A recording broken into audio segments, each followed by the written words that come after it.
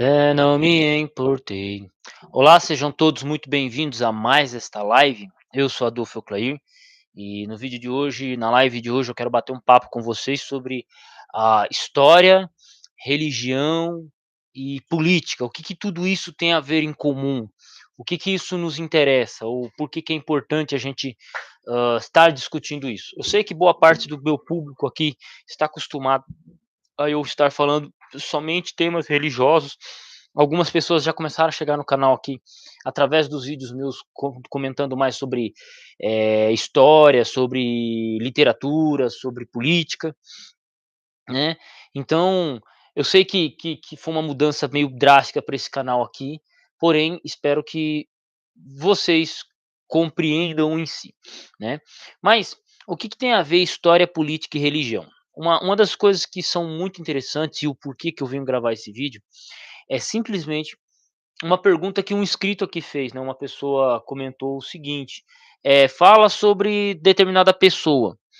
É interessante que essa pessoa que ele pediu para comentar, ela é uma figura neonazista, né, então é uma pessoa que ela segue por esse parâmetro, e que, quando ele foi escrever sobre o Holocausto, por exemplo, ele disse que o Holocausto não existe. E aí por que que ele coloca essa questão? É à toa? "Ah não, o cara vai fazer um papel de historiador", não, na verdade é um agente político, ó, todos somos agentes políticos na verdade, mas ele é um agente político que está tentando minimizar ou tentar desconstruir aquilo que vem passado. E tudo isso porque uma mídia judaica, né, então já começa com conspiração.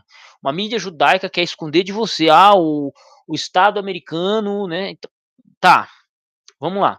O cara ele começa tentando negar o Holocausto, né, nunca existiu câmara de gás. Mas, no ao ler o livro dele, ele mesmo afirma, eu tive a leve impressão que ele mesmo afirma que tinha câmaras de gás em Auschwitz.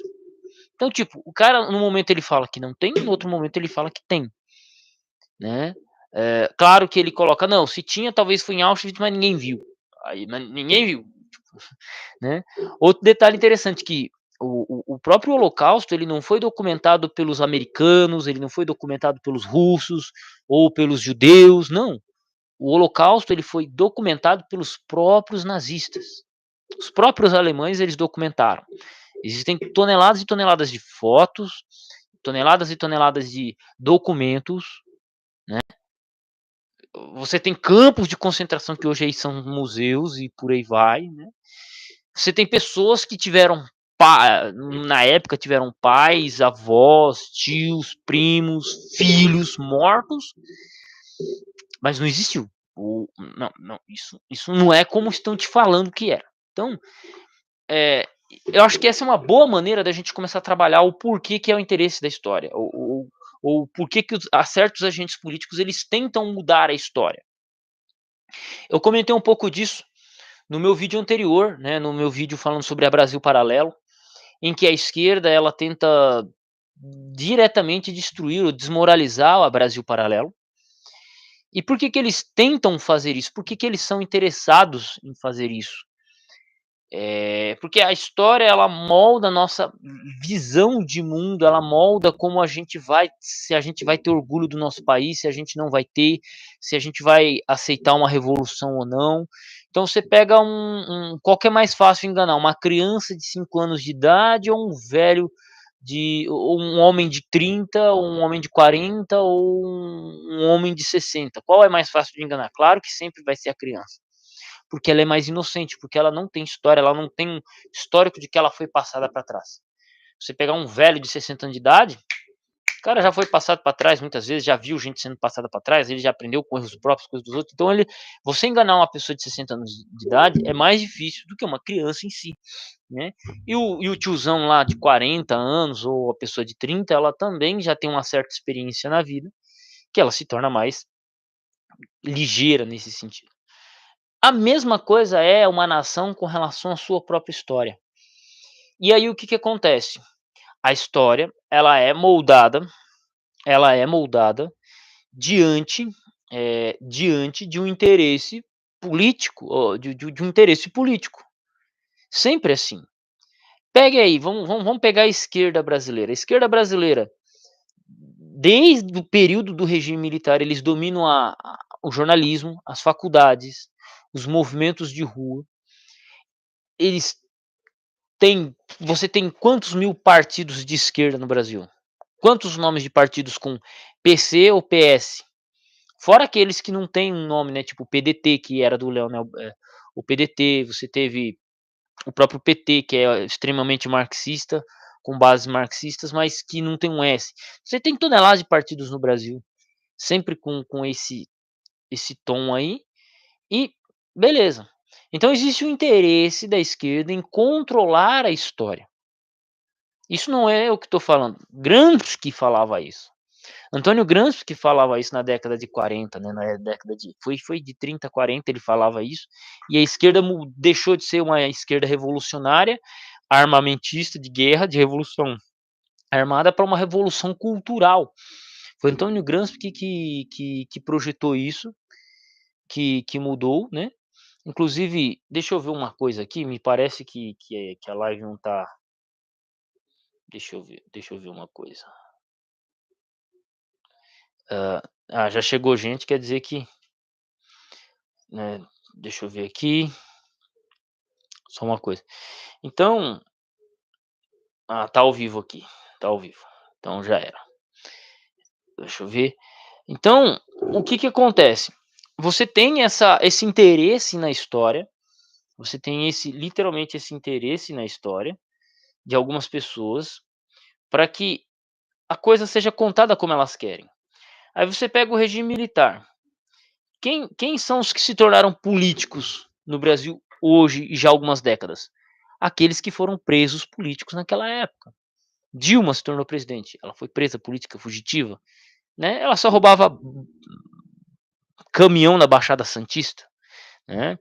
Você tem o Lula aí que era líder sindical, você tem uma porrada de gente que foi presa no regime militar e se tornaram deputados, senadores e estão na política até hoje ou estão comandando políticos na surdina. Então eles têm um controle político. Você entra na faculdade de humanas ou não, você tem sempre aquela pitada de marxismo no meio. Por que que eu digo isso? Cara, eu tenho amigos que quando entraram na faculdade se tornaram militantes comunistas, militantes da esquerda. E aí, eles se tornam um sistema, né. Você tem, por exemplo, na música, você vai ter um bando de cantores que são de esquerda, e assim, não é só no estilo musical, são em vários. Você tem aqueles que se não dançar conforme eles querem, não consegue show, não é? Você não consegue show. Então, você pega aí, por exemplo, do Detonautas Rock Club, quando eles eram contra a Dilma, os caras sumiram da mídia. Aí do nada os caras começam a defender o PT, defender a esquerda e que não sei o quê, consegue fechar contrato à rodo e à direito com prefeituras pra fazer show. Não que o som dele seja ruim, eu gosto pra caramba do som do Detonautas, mas entende? Então existe aquele passa pano que consegue, e assim vai. Você tem aqueles caras que são amados pela esquerda, como Felipe Neto e o qual é que é o nome do cara? Castro? Sei lá, mano, fugiu o nome daquele youtuber lá, bem grande, estão no início do YouTube aqui no Brasil, né, já estão há alguns anos. Então, existe sim o interesse na dominação política, na história, pela dominação política, né. Salve Gabriel Lima, tamo junto. Hã Não, não sei se é pelo jeito parece ser uma afirmação, mas, ah, isso aí já entra em outro aspecto. Então, o que que acontece? Sempre você terá agentes políticos, pessoas com interesses políticos, querendo moldar a história. E não só agentes querendo moldar a história. Você também tem isso dentro da religião. Os políticos são seres tão, eh eh eh, os políticos são seres tão desgraçados que eles tentam alterar, controlar a religião e controlar a história. Como assim? A religião, a gente sabe que, por exemplo, quando você vai para o partido nazista, eles submeteram a religião. Os comunistas fizeram a mesma coisa. Tem um filme chamado Em Sofrimento em Nome de Cristo. Era de um pastor, luterano, foi luterano? Foi, um pastor luterano, que ele foi preso num país que fazia parte da União Soviética, porque ele não se submeteu ao Partido Comunista. Por ele não se submeter ao Partido Comunista, ele foi preso durante 15 anos. E lá você tinha toneladas e toneladas de religiosos, porque esses religiosos eles não se submetiam ao partido, se submetiam a Cristo, à religião acima, e isso é insuportável. Nazistas faziam isso. O Lula, alguns anos atrás, vocês podem pesquisar aí. O Lula, ele disse assim, ó, nós temos que dialogar com os evangélicos, porque a esquerda brasileira, por causa de uma agenda woke, começou a seguir e tomar uma pauta muito anticristã. E aí os caras começaram a malhar nos cristãos, malhar, e tentar empurrar a goela abaixo a homossexualidade, que não sei o quê. O que aconteceu? Você tem uma boa parcela dos cristãos votando em gente que tem uma postura mais de direita, né? E aí o que aconteceu? O Lula chegou e falou: não, nós temos agora que dialogar com os cristãos. Aí do nada você tem uma tonelada de grupos em todas as igrejas, começa a surgir grupo no Facebook, grupo no Instagram, pessoas trazendo uma pauta política para dentro da religião. Isso foi dentro de igreja adventista, dentro de igreja batista, Assembleia de Deus, tem pastor de assembleia indo lá orar pelo Lula, né? Até cara extremamente bolsonarista aí, extremamente direitista, quando o Lula virou presidente, não, você oraria pelo Lula, o cara que falava que ia receber o Lula na base da bala, pastor, político, né? Então, você sempre vai ter o quê? O interesse, tanto do político principalmente, em moldar a história e controlar a religião. Sempre é assim. É dentro do catolicismo, você tem um negócio chamado teologia da libertação. Alguém pode até dizer, não, a teologia da libertação não é de esquerda. Só que no Brasil, você tem o Carlos Boff lá, Leonardo Boff, um monte de. Você tem uma galera que segue essa linha que são todos ligados à esquerda, né? Que reduzem o evangelho espiritual que o evangelho é uma coisa, por exemplo, a Bíblia, o Novo Testamento, é uma coisa espiritual que eles tentam reduzir ao material, ajuda ao pobre. Só que assim, cristianismo não é ajudar ao pobre. Cristianismo é falar e anunciar o reino de Deus e o julgamento futuro. Isso é cristianismo. Ajudar o pobre é uma parte da missão. Só que o que os caras fazem na teologia da libertação? Reduzem tudo isso e transformam, né, apenas em ajuda ao pobre, que é uma das pautas do marxismo, que é a principal pauta, né? O proletariado coitado contra os opressores. E aí você tem do meio protestante um negócio chamado teologia da missão integral. Quem é o maior defensor da teologia da missão integral, assim, dentro do Brasil? Você tem lá um pastor batista chamado Ed Kivitz, René Kivitz, que é o cara que falou que a Bíblia tem que ser atualizada, o cara que... E assim, ele fala que a Bíblia tem que ser atualizada pra gente, cristão, aceitar um homossexual dentro da igreja, tendo cargo, isso e aquilo. Cara, assim, você vê ele falando umas asneiras, né, falando que Jesus ofereceu sêmen à mulher do poço, né, a samaritana, né, água viva. Assim, é um cara que tá mais ligado com pauta política e fala umas asneiras do que preocupado com o evangelho, literalmente, né? E é o cara que reduz o texto bíblico, a profecia, a apenas ao vamos o aqui e o agora, porque esse é o interesse político. Então, você percebe que existe esse interesse religioso, esse interesse político em pautar a religião e controlar a história. A história, sempre dizem, a história é contada pelos vencedores, né? Então, os Estados Unidos conta, você pega os filmes americanos, um exemplo. Pegue filmes americanos sobre Segunda Guerra Mundial. É sempre o herói americano na guerra contra os alemães. Só que, cara, na Segunda Guerra Mundial lutaram russos, ingleses, franceses, brasileiros, né? Todos esses contra os italianos, né? Contra os fascistas e contra os alemães. Mas você chega no filme americano, é só o desgraçado do americano. É só ele que lutou a Segunda Guerra Mundial, né? Só ele que lutou a Segunda Guerra Mundial. Guerra do Vietnã, por exemplo. Guerra do Vietnã. Na Guerra do Vietnã, você sempre vê os soldados, né, cumprindo a missão e indo embora, mas raras vezes fala que os americanos perderam a guerra no Vietnã. Eles não gostam muito de falar isso. Eles não gostam de falar. Foi uma guerra que os Estados Unidos segurou a bronca alguns anos, mas chegou um momento que eles simplesmente se retiraram, deixaram o Vietnã para os comunistas. Porque falou: "Não dá, não conseguiam controlar isso aqui", porque era muito caro e custava muitas vidas. Mas eles tecnicamente perderam. Então sempre vai haver um interesse, político em dominar a história. Você pega lá o filme do Rambo, você pega qualquer filme aí, Fomos Heróis e não sei o que conta a história do Vietnã ali, que são pessoas que vêm do Vietnã, e raramente fala assim: "Nós perdemos a guerra". Você não ouve eles falarem. Por quê? Porque existe um interesse político em controlar a história.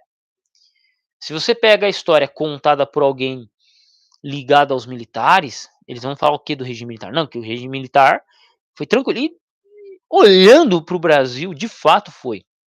Se você olha para a ditadura cubana, ou para a ditadura chinesa, ou para a ditadura russa, cara, aqui era uma democracia aberta, né? Como eu já mencionei em vídeos anteriores, na prática era mais fácil você ser atropelado na rua por uma carroça e morrer do que você ter um militar perseguindo você. A não ser que você fosse um comunista de merda querendo explodir alguma coisa. Que você tinha um monte por aí. E aí com esses não tem jeito, a gente tem que tratar na base da bala mesmo, não tem como. O Estado vai fazer isso. Se aparecer um grupo de direitistas segurando bomba na mão, é o que o Estado tem que fazer, tem que meter tudo na cadeia. A mesma coisa é com o comunista. E foi o que foi feito. Os caras queriam explodir aeroporto, sequestravam diplomata de outros países, inclusive de Estados Unidos, e aí quer ser tratado com flores? Ah, cata coquinho. Então, existe o interesse, sim, sempre, de se controlar a história.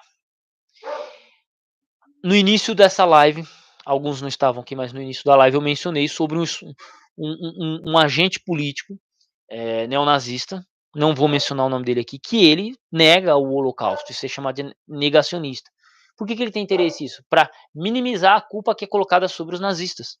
Porque ele é alguém que tem interesse pelo neonazismo, que idolatra o neonazismo, então ele tem que reduzir isso, ele tem que reduzir esse feito para que possa ser aceitável e palatável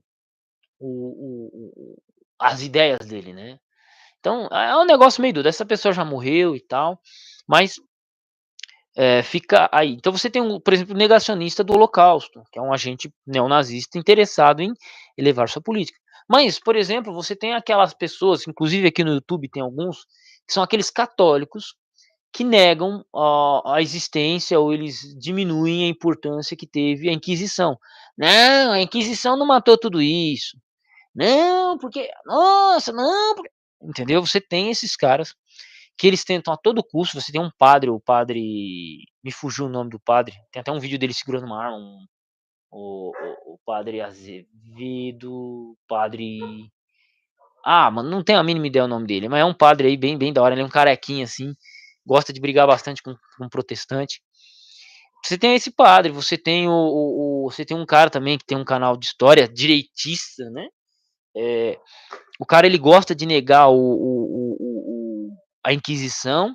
Você tem lá o gordão que o Nando Moura brigou, cara, Bernardo Pequister, que volta e meia faz elogios a um cara que perseguia cristão, perseguia os outros, né? Então é meio doido, sabe? Assim, você tem essa galera que já vão taxar o de esquerdista, né? Ó, pra você ver. Por que eles têm que taxar o de esquerdista? Porque né, eu odeio o esquerdismo, mas os caras vão me taxar nisso, porque, não, tá vendo? Tá criticando, porque não sei o quê. Porque não condiz com o, o, o interesse deles, o interesse político, o interesse religioso. Por que eles precisam minimizar a Inquisição? Inclusive tem uma historiadora judia, a Antônia, historiadora sobre a Inquisição. Começa com B o nome dela.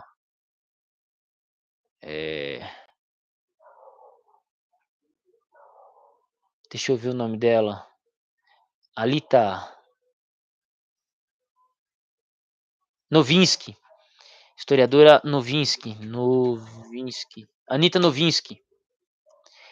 Ó. A Luta e Inglória do Padre Vieira. Isso aí. Anita Novinsky. Lembrei o nome dela. Anita Warren Novinsky. Foi historiadora, pesquisadora e professora. É isso aí. Era especialista em Inquisição. Ela mesma pesquisou sobre o tema, documentou, foi lá onde teve a Inquisição Espanhola, na Espanha, em Portugal, visitou, estudou, leu documentos, mas aí chega um historiador aí, um youtuber na internet, fala assim que a Inquisição não era isso tudo que estavam dizendo. Por quê? Porque a Inquisição ela é uma mancha na história, na moral católica. Ela é uma mancha, principalmente a Inquisição Espanhola e Portuguesa. É uma mancha.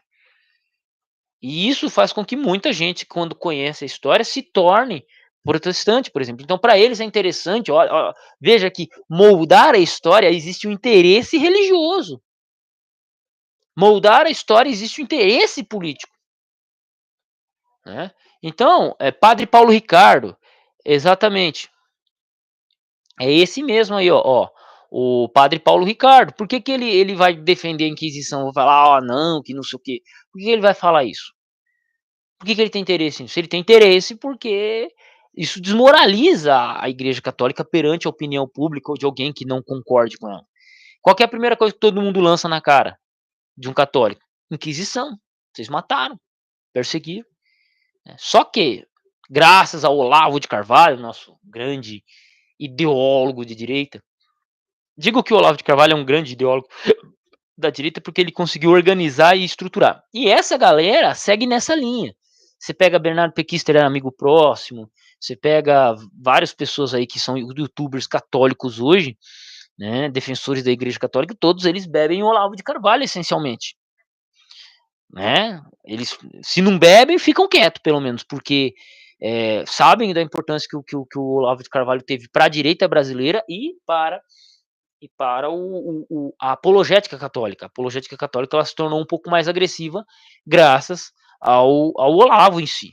Né? Não existia apologética católica em si. Aí começou a surgir graças a ele, né? Ele que abriu o campo para isso também. Então, assim, existe esse interesse. Você pega o Olavo também, é interessante que num momento ele elogiava os protestantes, no outro momento ele criticava. Então é assim, é um cara bem interessante. Não estou dizendo que os protestantes são perfeitos, que a Igreja Católica é perfeita. Não, mas percebe que sempre existe o interesse ao dominar o assunto história. Existe o interesse. Você pega a Inquisição dita por um protestante. Meu amigo, foi a pior coisa do mundo. É, é a pior coisa do mundo. Você fala para um católico, foi a coisa mais maravilhosa. Né? Por exemplo, eu sempre brinco com as pessoas, falo, você já ouviu falar na noite de São Bartolomeu? Falo, não, nunca ouvi falar então. Foi um dia que morreram mais de 70 mil protestantes na França, na noite de São Bartolomeu. Ela é conhecida por isso. Já te falaram sobre isso? Não, então. Esse livro conta. Então, existem coisas que a história que pessoas vão esconder, né? Porque não é interessante, né? Não é interessante. Mas, existe isso aí, tá?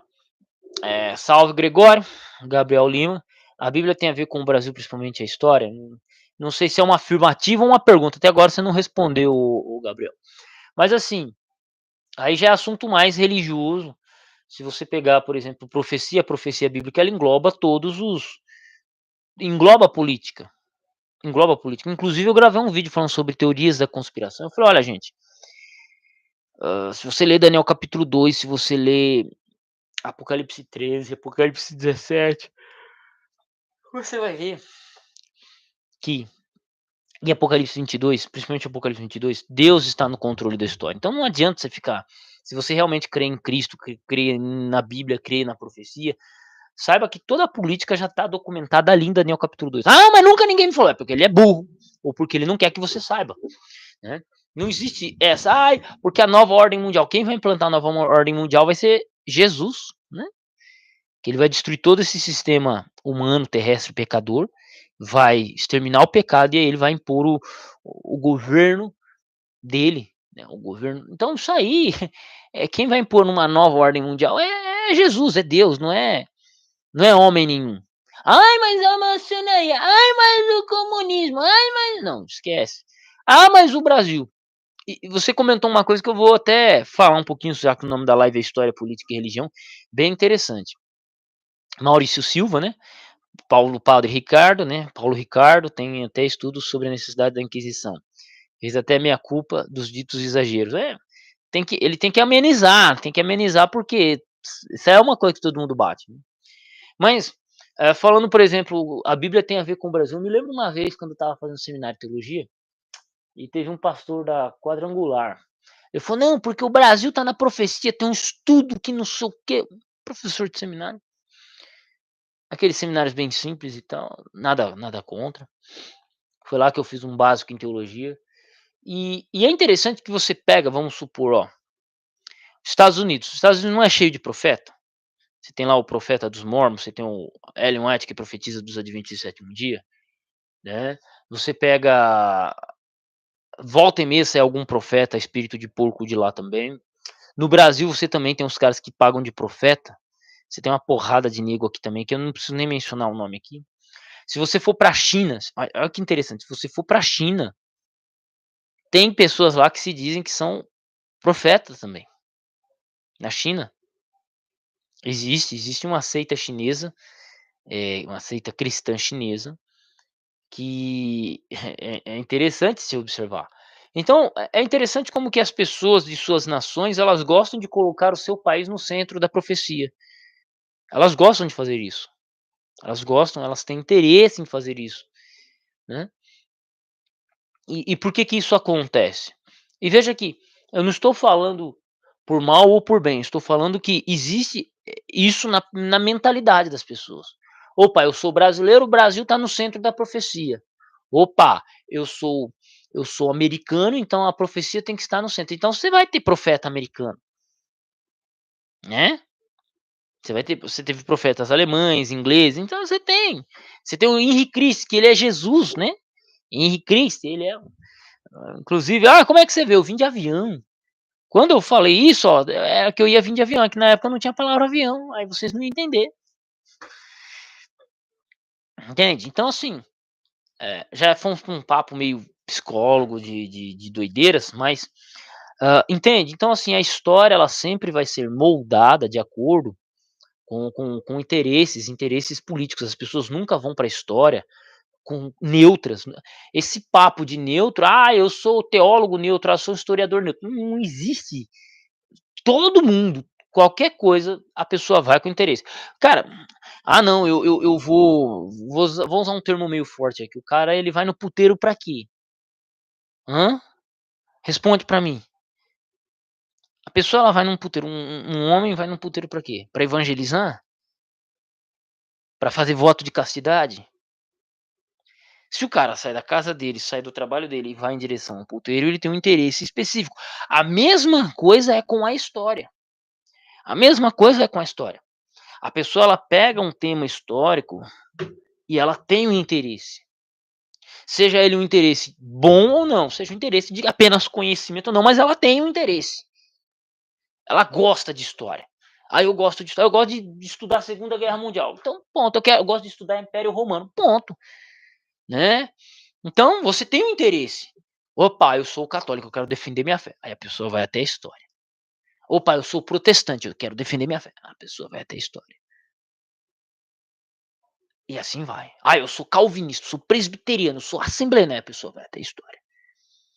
Eu me lembro eu me lembro uma vez, ah, eu sou comunista, ela tem um interesse na história. Ah, eu sou conservador, tem interesse.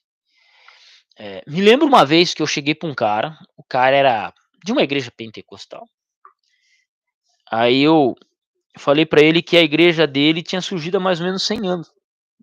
O cara deu um pulo dessa altura, mano, imagina. O cara deu um pulo dessa altura quando eu falei isso. Aí eu falei: "Velho, não adianta você ficar bravo. O pentecostalismo que você defende, ele surgiu há 100 anos. Ele surgiu no movimento da Rua Azusa, antes disso você não tinha isso".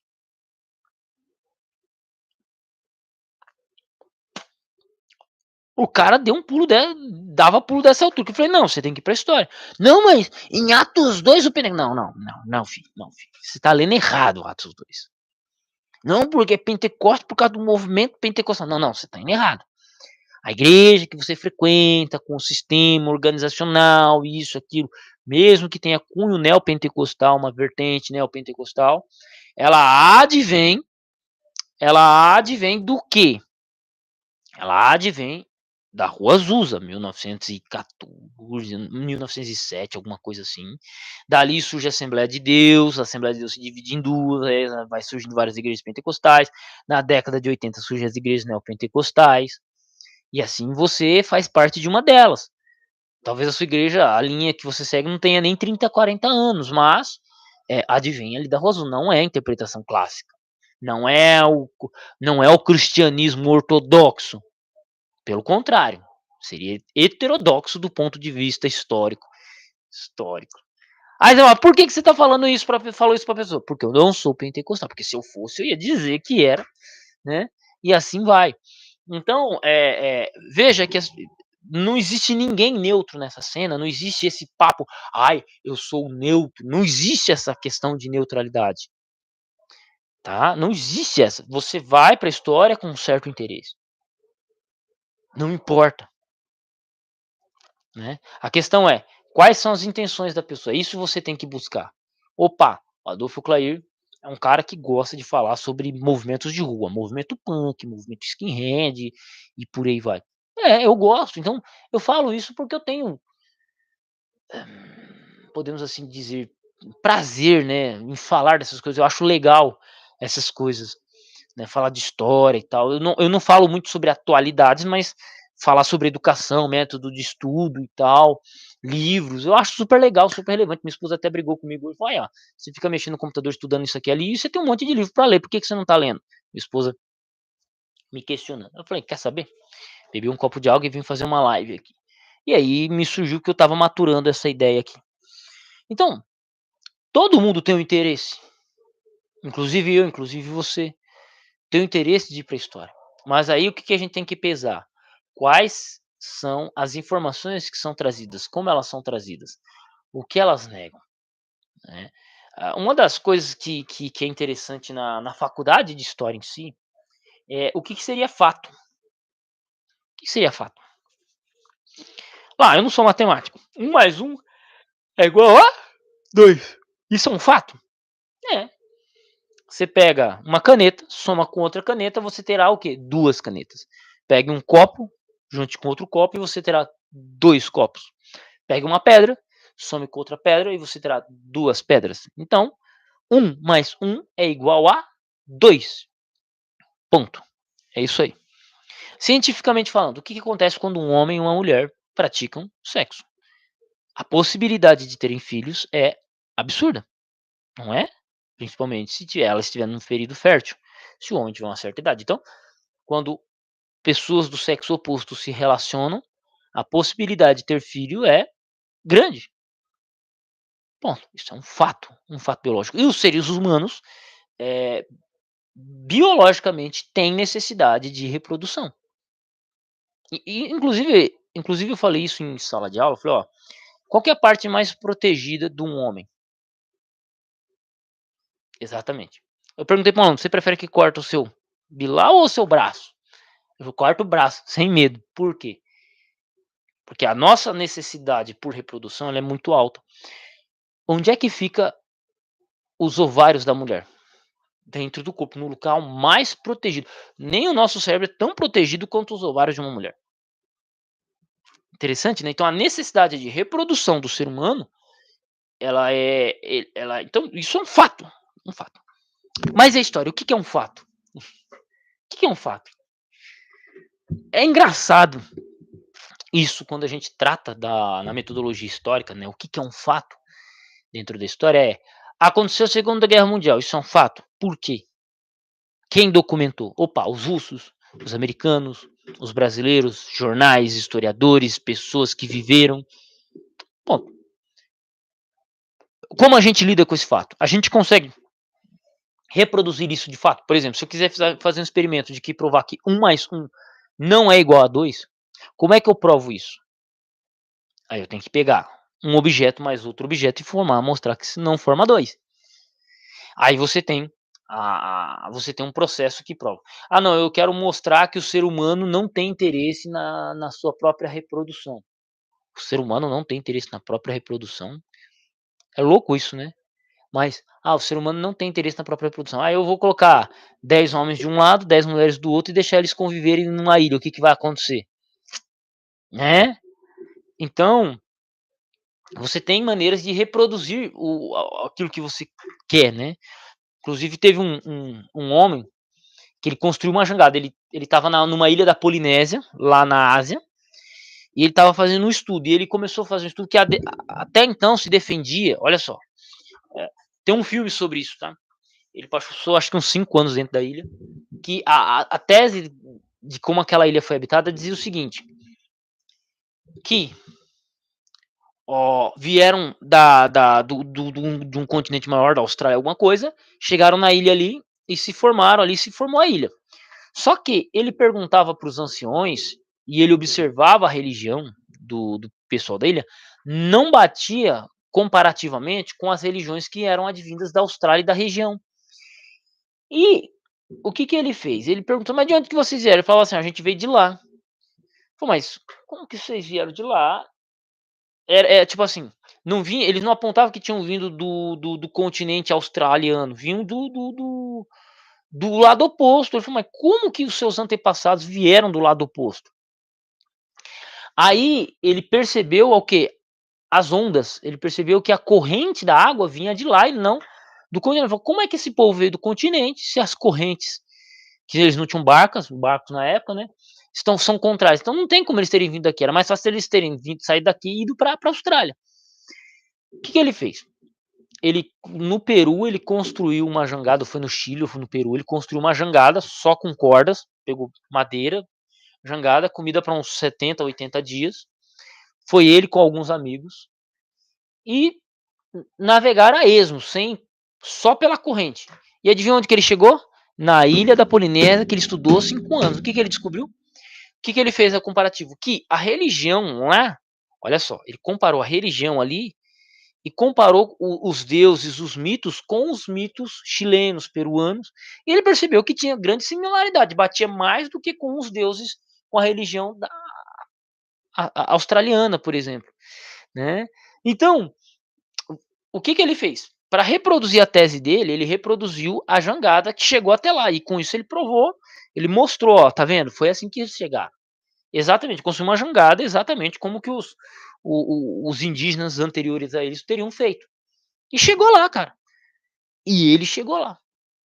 E tranquilo. E se não tivesse chegado também, sem problema, mas chegou. Então ele provou e ele tinha razão, a suspeita dele tinha razão. Então a teoria dele foi mostrada por copiar. Mas eu lhe pergunto, é possível fazer uma segunda guerra mundial de novo? Não. É possível. Então ele mostrou para um traço, para um fato que construiu uma jangada, como os índios anteriores a ele construíram, e ele chegou lá. Deixa eu achar até o nome do filme aqui. Deixa eu achar o nome do filme aqui. É,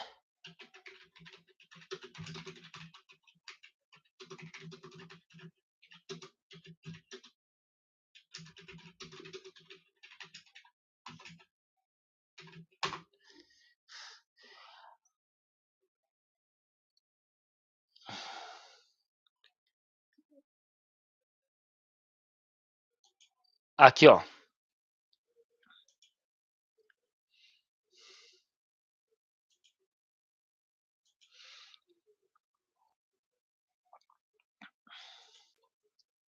Aqui, ó. Rumo à Polinésia borda a jangada Konkitik. Na década de 40, uma expedição norueguesa demandou as águas do Pacífico. É, aqui, ó. O Americano em Paris, os atores Gene Carey. Realizado por Vicente Melli.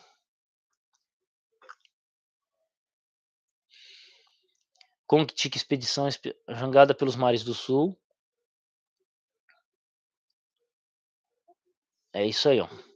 Da costa do Peru, ó, na América do Sul, e um Recife remoto próximos a Atol Raiola da Polinésia Francesa. O cara provou, aí ó, provou, madeira balsa.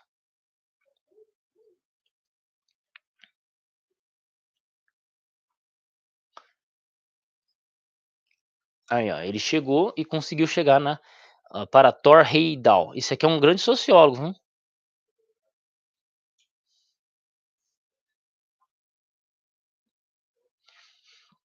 Morreu em 2002, ó.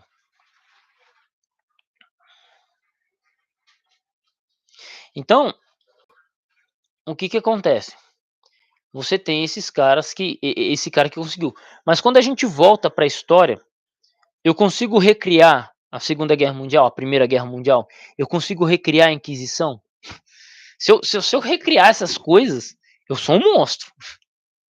Eu seria um monstro. Então o historiador ele não consegue o objeto de estudo dele, o que ele entende por fato não pode ser recriado. Ah, vou recriar o Império Romano aqui, assim, as batalhas, não dá. A gente tem o que é documentado. Só que o que é documentado, ele tem 2 problemas: quem escreveu e quem interpreta. Quem escreveu e quem interpreta. Quem escreveu tinha um interesse e quem interpreta também tem um interesse. É, aí você tem jogos de interesses que afetam como que esse fato, né, vai ser enfrentado. Simples assim, né. Hã, seria seria mais ou menos isso. Então essa é a dificuldade, ou essa é uma das grandes dificuldades do historiador perante a situações. Por quê? Nós vamos comentar sobre Segunda Guerra Mundial aqui, só que é um negócio que está distante de mim quantos anos? 70 anos, né. Hoje você quase não tem mais pessoas vivas daquela época. Você só tem pessoas que viveram, poucas pessoas, e já quem já viveu com esse pessoal também já é velho, né. Quem já viveu com esse pessoal também já é velho, então assim, isso tá ficando cada vez mais distante. E aí fica mais difícil, ou por exemplo, um cara como eu, nascido nos anos 90, quase 50 anos depois da Segunda Guerra Mundial, falar ou comentar. Eu consigo isso através do quê? De ilustrações, imagens, filmes, documentos, livros. Mas aí como é que eu vou interpretar isso, perante, então é um jogo de interpretação muito, é um jogo de interpretação muito complexo, né. Depois eu quero bater um papo com vocês, eu quero chamar algum amigo historiador aqui, para a gente bater um papo sobre metodologias da história. E tudo isso pega muito pesado. Por exemplo, hã, um dos grandes livros que eu ando lendo, que eu aconselho vocês, é esse aqui, ó, SPQR de Mary Bird. Cara, capítulo a capítulo ela vai mostrando como que existiam os interesses, a documentação, falando sobre Roma. Ela falou uma coisa que ela comentou, falou assim: "Ó, o que a gente sabe sobre o Império Romano é aquilo que os historiadores do primeiro século antes de Cristo sabiam. E a maneira que a gente estuda história hoje é como eles viam. Porque a maior parte das fontes do Império Romano é da época imperial. Da época imperial. Você quase não tem nada sobre os reis, você quase não tem nada sobre a antiga cidade de Roma, né, como ela se tornou, como ela surgiu. Você tem contos ali que demonstram como que a política andava, então é muito interessante. E aí você tem toda uma discussão, metodológica por trás disso, para chegar a uma conclusão ou para não chegar a nenhuma conclusão. É aí que é louco. Por quê? Porque nós não conseguimos recriar o Império Romano, nós não conseguimos voltar no passado. O que a gente tem são o quê? Pedaços de quebra-cabeças, só em pedaços, faltando partes. E como que a gente interpreta? Esse trabalho do arqueólogo, do sociólogo, do historiador, do religioso, é muito complicado nesse aspecto, né. Então, é um negócio bem tenso, né, um negócio bem complicado. Gente, quem quiser fazer uma doação para mim via Pix ou quiser conversar comigo, meu telefone está aí, tá? Tá aqui na descrição tá aqui no comentário fixado, tá? Ou caso não vai cair na minha conta do Fuclair, é só vocês colocar o Pix aqui na descrição do vídeo, tá? E quem puder dar uma força aí, agradeço. Mas essencialmente é isso. Vou responder aqui ao o comentário do Maurício Silva. O que você acha dos batistas que dizem que não são protestantes e descendem dos anabatistas? Mas até onde eu sei, os batistas são protestantes. Porque o termo protestante, ele advém daquele que não é católico. Na verdade, o termo protestante ele se aplica bem àquele que não é católico. Você tem o católico ortodoxo, que é a igreja grega, que é a igreja do Oriente, e você tem a igreja católica apostólica romana, que com sede no Vaticano, ok. Do racha da reforma protestante de Lutero, que adivinha a igreja luterana, posteriormente a igreja calvinista, você vai ter os anabatistas também.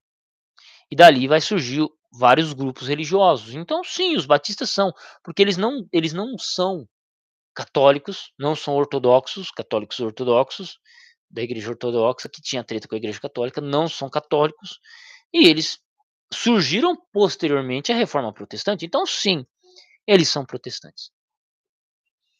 Ah, não, mas, cara, entendeu? Fica difícil, fica difícil. Então, seria isso, Maurício. Não tem muito o que dizer. Alguém quer comentar alguma coisa, alguma dúvida, alguma pergunta? Seria legal responder vocês agora, tá? 6 pessoas assistindo a live.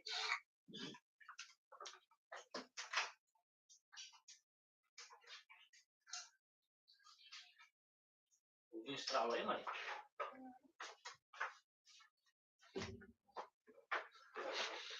Então entra todo esse jogo, porque todo mundo que vai para a história sempre vai ter um interesse.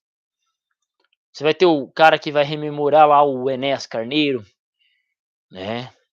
Plínio Salgado. Inclusive eu quero gravar alguns vídeos falando sobre Plínio Salgado, que é um cara que pouco se fala, mas que na minha opinião é um dos líderes aí políticos que deveriam ser lembrados. Uma pena sinceramente falando, é uma pena que o movimento integralista tenha se desfeito. Hoje não tenho interesse no integralismo e tal, como partido, mas quando a gente olha para os grandes políticos do passado, cara, eu olho para o próprio Plínio Salgado, eu falo, mano, uma pena que o Brasil não produz mais grandes homens como esse, né? É só gente baixa e inútil, né? Então, é triste ver isso, é muito triste. E vamos fazer o quê? Sem choro nem vela, né? Então, depois eu quero gravar um vídeo, gravar alguns vídeos falando sobre o Plínio Salgado, sobre o movimento integralista, sobre o que defendiam, o que não defendiam, coisas que muitos esquerdistas gostam de esconder. Mas isso aí fica para outro momento. Olha, você assa o sino, ô Braddock? Você é um assassino? Você pega um sino e põe no forno? Aí você passou a ser um assassino? Braddock, não é fácil não, cara. Hum, hum, hum, hum, hum. Não é fácil não, meu amigo. Fala, Shinks, o que você quer, rapaz? Você quer aparecer na live aqui? Mostrar que você é um cachorro sem vergonha? Quer mostrar essa cara sem vergonha pra todo mundo saber quem é você na internet? Hein, rapaz? Não? É. Ah, o Braddock já matou muita gente no Vietnã. É verdade, o filme do Vietnã lá do me fugiu. Roundhouse Kick. Chuck Norris. Chuck Norris se tornou cristão.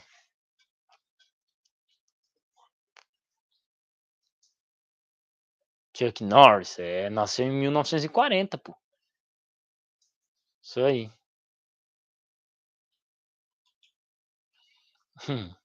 Então, seria isso. Vou estar fazendo mais lives. Hoje. Ele é pastor? Nossa, caraca, nem sabia. Pensou? O capeta nem pisa o pé lá na igreja dele, hein? Ai, ai. Dizem que ele, pra participar do filme lá do Mercenários, ele pediu pra arrancar todos os palavrões em que ele aparecia, né? Então, os caras não podiam falar palavrão enquanto ele estivesse presente na tela. E ainda salva todo mundo, né? O cara é um bom pastor, né? Fala, Shinks. Tá chovendo, né, cara? É uma droga quando tá chovendo. Não dá pra correr lá, não dá pra mijar lá fora. E porque cadê o Uruguinha? Uruguinha tá aqui, né, Uruguinha? Uruguinho, Shinks. Não tem conversa.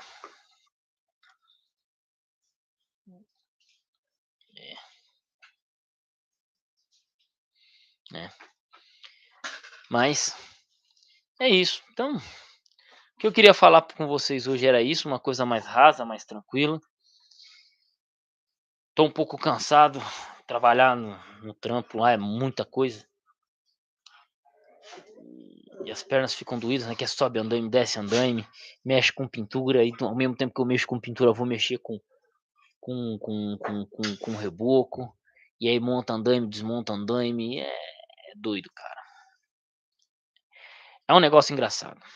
Então, peço que compartilhe essa live com os amigos, quem puder fazer alguma doação, desde já agradeço, e fui.